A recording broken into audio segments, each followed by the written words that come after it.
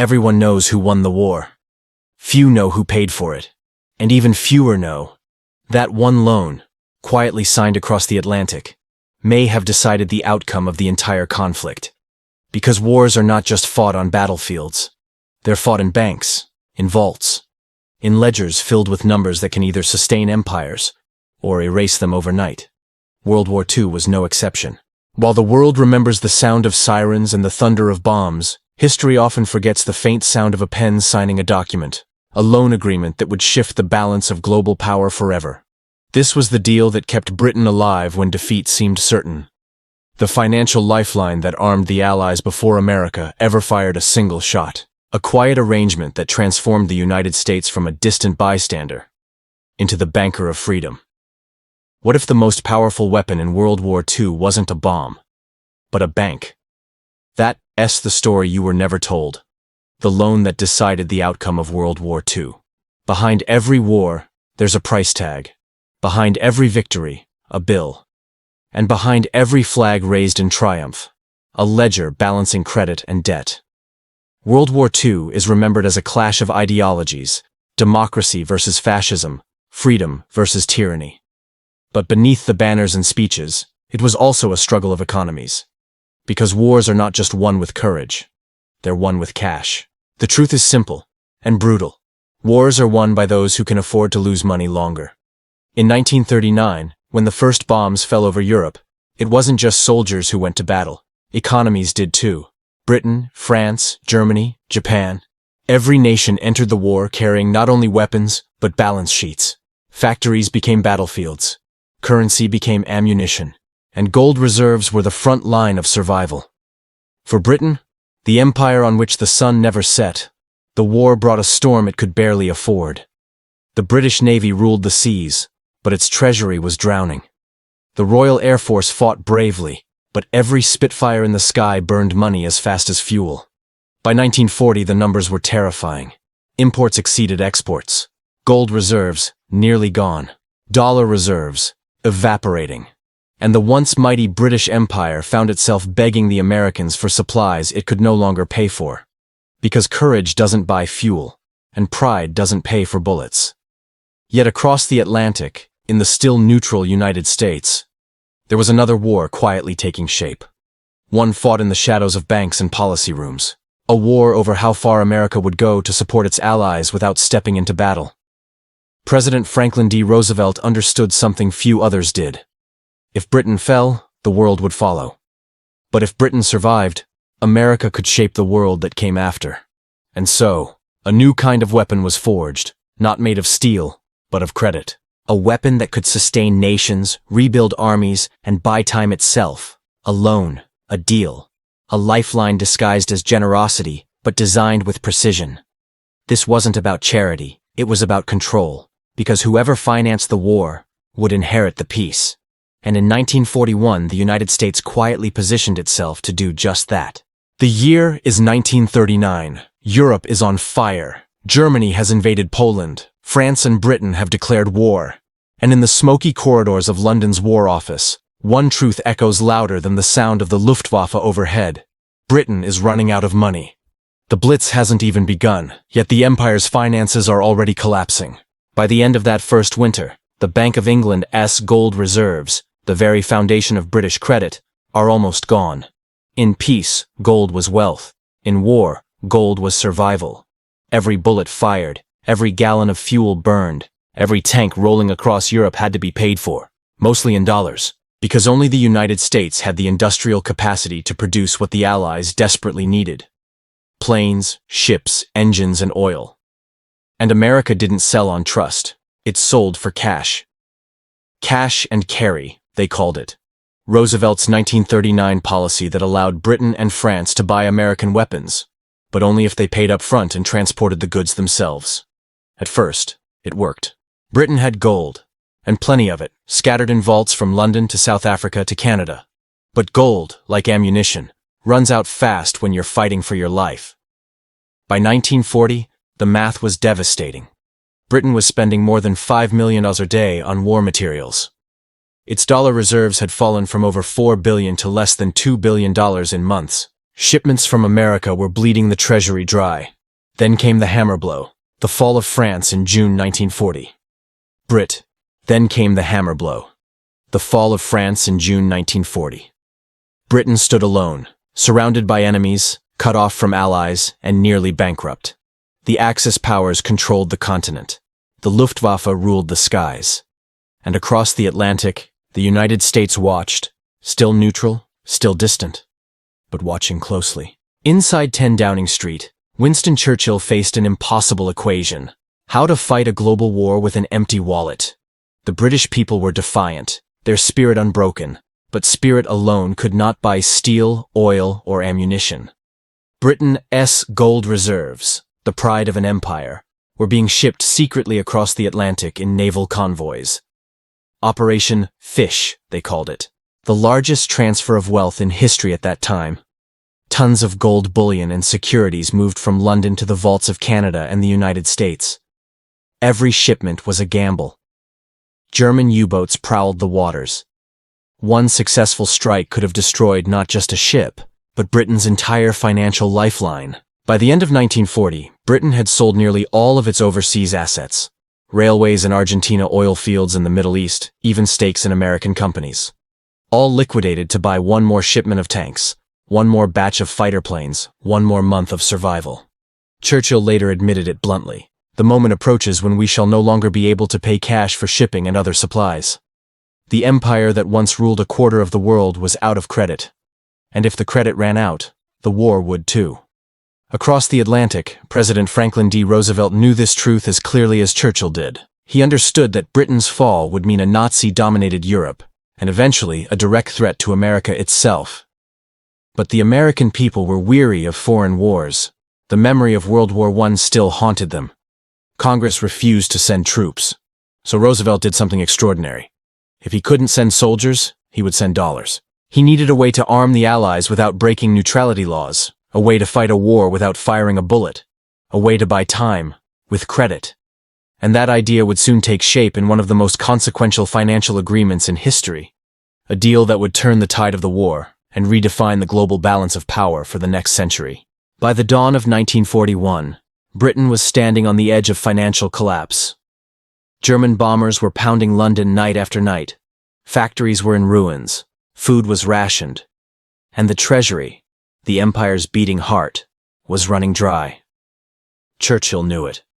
Roosevelt knew it. And in Washington, the question was no longer whether Britain could fight, but how long it could afford to. Then, in March 1941, everything changed. The U.S. Congress passed what would become one of the most powerful and consequential laws in modern history: the Lend-Lease Act. It was a simple name for a revolutionary idea. Under the act, the United States would lend war materials, tanks, planes, ammunition, ships, fuel, food, to nations deemed vital to America's security. In other words, Britain could now receive everything it needed to fight, without paying for it up front. It was the lifeline Churchill had prayed for, and the bridge that connected American industry to Allied survival. But make no mistake, this was no act of pure generosity. It was strategy wrapped in idealism. The United States was not simply lending weapons. It was buying influence and shaping the post-war world before the war was even won. Roosevelt framed it with moral clarity. "If your neighbor's house is on fire," he said, "you don't sell him your garden hose. You lend it to him and take it back when the fire's out." It sounded noble, practical, even humble. But the metaphor hid a deeper truth. When the fire was over, the United States wouldn't just get its hose back. It would own the whole neighborhood. Under Lend-Lease, the U.S. sent more than $50 billion worth of goods, the equivalent of nearly $1 trillion today. Planes, ships, trucks, fuel, food, medicine, and entire factories crossed the Atlantic. Britain, the Soviet Union, China, and dozens of other nations suddenly had access to America's industrial might, the most powerful economic force on Earth. And as the ships left American ports, so did the balance of global power. Britain no longer paid with gold or cash. It paid with dependency. Each shipment that arrived made the empire stronger on the battlefield and weaker in sovereignty. The Lend-Lease Agreement didn't just rescue the Allies. It repositioned the United States as the world's arsenal, creditor, and silent commander. It blurred the line between ally and client, generosity and leverage, freedom and finance. As Roosevelt put it, supplying arms to those resisting aggression is not charity. It is self-defense. And in that single move, America achieved something no empire before it ever could. It gained global influence without conquest. It became indispensable and unassailable. By late 1941, even before Pearl Harbor, American factories were operating at full capacity. The arsenal of democracy had come to life. Convoys carried supplies across the Atlantic, guarded by British and American ships. Every bullet fired against the Axis powers was stamped, in invisible ink, with a single phrase, made possible by U.S. credit. The Lend-Lease Act didn't just decide who could keep fighting. It decided who could keep existing. Because without it, Britain might have fallen. Europe might have been lost. And the world we know today, shaped by democracy, capitalism, and the dollar, might have never existed at all. History often paints America's entry into the war as a moral awakening, a stand for freedom, democracy, and justice. But beneath that shining narrative lies a quieter, more pragmatic motive. The United States didn't just step in to save Europe. It stepped in to shape it. Franklin D. Roosevelt was no idealist blinded by heroism. He was a strategist, one who saw that financial power could do what armies never could, rule the world without conquering it. By 1941, the U.S. had already become the only nation capable of financing a global war effort. Its factories were booming while Europe burned. Its banks were stable while Britain begged for loans. And its currency, the dollar, was fast becoming the world's new anchor. But Roosevelt's vision went beyond saving Britain. He saw that if America became the lender, supplier, and manufacturer for every allied nation, then when the war ended, every road to recovery would lead back to Washington. This was the real brilliance behind Lend-Lease. It wasn't just a lifeline. It was leverage. Every tank shipped across the Atlantic, every bullet sent to Moscow, every ration delivered to China carried an invisible signature. This came from the United States. And with each shipment, the world's dependence on American industry deepened. Britain fought for survival, but America was quietly building an empire. One constructed not on colonies, but on credit. Roosevelt's advisors understood this perfectly. Henry Morgenthau, his Treasury Secretary, once said, "Lend-Lease is not aid to Britain. It's aid to the United States, to keep production going, to expand employment, to strengthen our future." For America, this was a war fought in two theaters, one on land and one in the balance sheets. Every loan was a move in a long-term game of economic chess, and when the pieces settled, the board would look very different. Europe, once the center of global finance, would be in ruins, its currencies worthless, its treasuries empty. The British pound, the symbol of empire for over a century, would never recover its supremacy. But the dollar, strong, stable, and backed by the might of American industry, would emerge as the new pillar of global trust. This was no accident. It was the quiet outcome of a deliberate plan. Because by financing the war, the United States didn't just help win it. It bought the blueprint for the post-war world, a world where trade flowed through American banks, where reconstruction was paid for in American dollars, and where every major decision, economic or political, would orbit around Washington. It's easy to say the Allies won the war, but in truth, America financed it, and then inherited it. The Lend-Lease Act wasn't just about defeating Hitler or defending democracy. It was about ensuring that when the dust settled, there would be only one superpower left capable of setting the terms of peace, and the price of prosperity. And the price, as Britain would soon discover, was steep. Because loans don't just buy time, they create dependence. And when the war was finally over, the bill came due. On paper, the Lend-Lease Act sounded simple. The United States would lend weapons, ships, aircraft, and supplies to nations vital to the defense of America, and they would return or repay them after the war. But behind that language was a system of immense complexity and quiet genius. The deal wasn't about repayment in dollars. It was about repayment in power. Here's how it really worked. Instead of demanding immediate cash, the U.S. extended credit, vast open-ended lines of credit that could only be spent on American goods. This meant that every pound, ruble, or franc spent under Lend-Lease flowed straight back into U.S. factories, U.S. jobs, and U.S. profits. It was a closed loop, a cycle that turned American production into global dependency. Britain would order tanks from Detroit, aircraft from Seattle, trucks from Ohio, and food from the Midwest. Millions of tons of war materials flowed across the Atlantic, paid for by a promise that someday, after victory, the debt would be settled. But that someday was deliberately vague. There were no fixed repayment terms, no clear interest rate. The United States wasn't just lending. It was investing in control. The Lend-Lease system was a masterpiece of strategic finance. On the surface, it looked like generosity. In practice, it was an economic maneuver that bound every allied nation to the American dollar. Here's how the mechanics truly played out. The U.S. government paid private American companies to manufacture war supplies. Those goods, planes, ships, guns, fuel, food, were shipped to the Allies. The Allies received them not as gifts, but as loans, recorded meticulously in ledgers at the U.S. Treasury. Britain, the Soviet Union, China, all were receiving billions in aid that would later become leverage. And when the Allies needed more, America set the price. It wasn't just about weapons, it was about terms. Britain had to open its books, every financial, every reserve, every colonial asset. The United States wanted to know exactly what Britain still owned, and what it could one day claim against.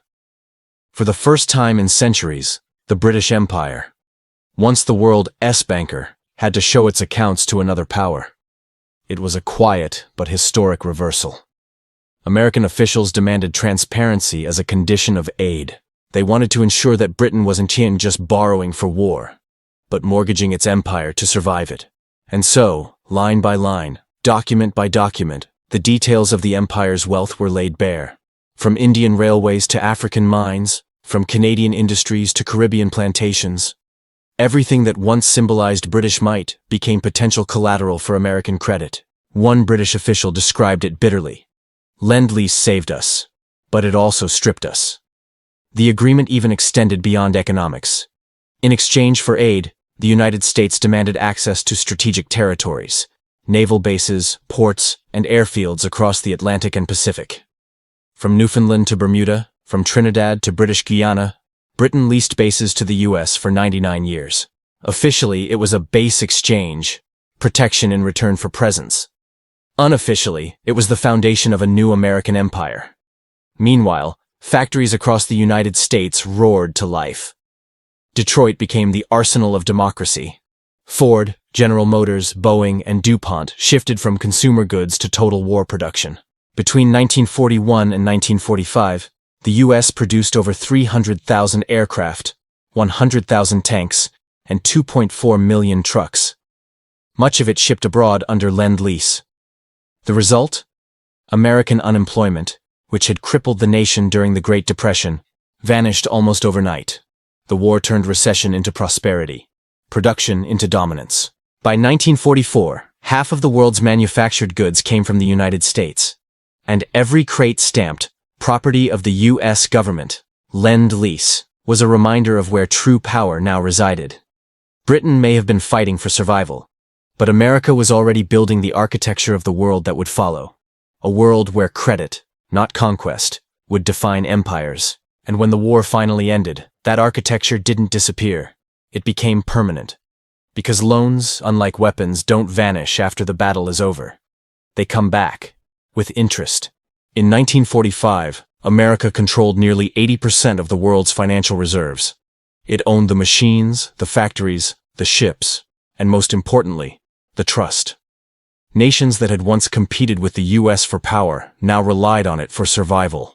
The dollar became more than a currency. It became the oxygen of the global economy. Every international loan, every major trade deal, every reconstruction project was now priced in dollars. Britain's wartime debt wasn't just a financial obligation. It was symbolic. It marked the end of one empire and the beginning of another. When John Maynard Keynes, one of the greatest economists of all time, returned from Washington after negotiating the Anglo-American loan, he told Parliament with a heavy heart, "We have been forced to borrow not for the reconstruction of our country, but for its bare survival." That was the reality of post-war Britain. The empire had survived Hitler, but it could not survive debt. Factories that once built battleships now built export goods just to make the next payment. The government imposed austerity. Food remained rationed for years after victory. And every pound repaid to Washington was a reminder that the price of freedom had been financed on credit. For the United States, the results were transformative. Its industries boomed, its influence spread, and its leaders, Roosevelt, Truman, Marshall, used economic policy as a new kind of diplomacy. The Marshall Plan of 1948 extended this vision further. Billions in American aid flowed into Western Europe, not as charity, but as investment. Investment in allies, markets, and loyalty. By 1950, America had built something no empire ever achieved before. A world order sustained not by military occupation, but by financial dependence. Europe rebuilt. Japan industrialized. And everywhere, from London to Paris to Tokyo, prosperity was measured in US dollars. The war that destroyed old empires had created a new one, invisible, bloodless, and immensely powerful. An empire not ruled by soldiers, but by creditors. And yet, beneath the triumph, there was irony. The same loan that had saved Britain's freedom had also surrendered its independence. Because when a nation fights on borrowed money, its victories are never fully its own. 80 years later, the echoes of that wartime loan still shape the world we live in. The names have changed, the weapons have evolved, but the strategy, the quiet domination through debt, remains the same. Today, the new battlefields aren't in Europe or the Pacific. They're in spreadsheets, sanctions, and central banks. And the weapons are not bullets, but bonds. Every superpower still fights its wars the same way, by borrowing the future. In the 1940s, Britain borrowed from America to survive. In the 2020s, nations borrow from markets to sustain their economies, to fund defense, to finance growth, all on credit that can vanish overnight. The United States, now over $30 trillion in debt, still holds power not because it's debt-free, but because the world owes it even more. The dollar remains the bloodstream of global trade. Oil, commodities, and international loans are all priced in it. It's the currency of stability, and the anchor of control. But there's a twist. The very system that made America powerful is now being challenged by the same tools it once created. China lends billions through the Belt and Road Initiative, quietly turning developing nations into debtors, building ports, railways, and digital infrastructure across Asia, Africa, and Europe, all financed through Chinese credit. It's the 21st century version of Lend-Lease, economic assistance wrapped in ambition. And like America in 1941, China's loans aren't just generosity, they're leverage, control disguised as cooperation. Meanwhile, the European Union fights its own economic wars, not with armies but with bailouts. Nations like Greece, Italy, and Spain have learned that sovereignty can be suspended when you owe your stability to Brussels. The International Monetary Fund still operates as a gatekeeper, granting loans to struggling countries under strict conditions that shape their budgets, their governments, even their policies. And through it all, the United States continues to wield the same invisible weapon it discovered during World War II, the power of the lender. Because when you control who gets credit, and who doesn't, you control the tempo of the world. The Lend-Lease Act of 1941 wasn't just a wartime experiment. It was the prototype of modern geopolitics. Today's economic wars, from sanctions on Russia to the dollar's dominance in global trade to debates over digital currencies, all trace their lineage back to that single decision: to win not just the battle for Europe, but the financial architecture of the future. The dollar may face new challengers now: the yuan, the euro, even decentralized cryptocurrencies. But the system built in 1941 still stands. It's a structure designed not to conquer territory, but to outlast it. And like Britain once did, nations today still fight for survival on borrowed money, still build alliances through loans, still trade freedom for financing. The same truth remains: empires fall when their debts come due, and those who issue the loans decide how long the game continues.